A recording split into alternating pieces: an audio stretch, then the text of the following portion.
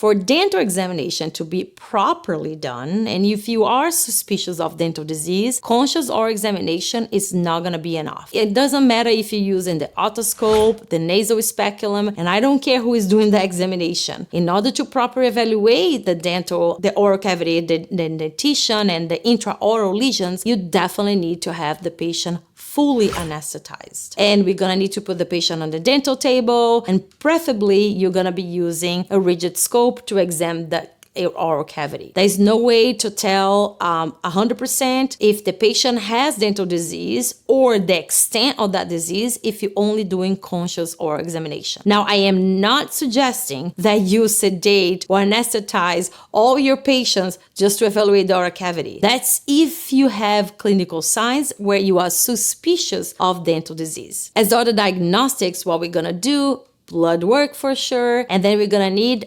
imaging. Imaging can be done either with scope radiographs, which are done under heavy sedation, as we need the patient to be perfectly positioned. We need to take a minimum of 5, if not 6 different shots of the x-ray in different positionings. So we need to do all laterals or obliques, rostrocaudal, you name it, but they need to be perfectly positioned. If they are not, you're not going to be able to see or to evaluate for dental disease. If you have access to CT, that is by far the best method to evaluate the teeth and the skull. Again, that's done under heavy sedation and is very superior to CT because it allows us to see way more details and even evaluate the alveolar bulla, which in the x-ray sometimes may become a little bit iffy, a little bit on the gray zone.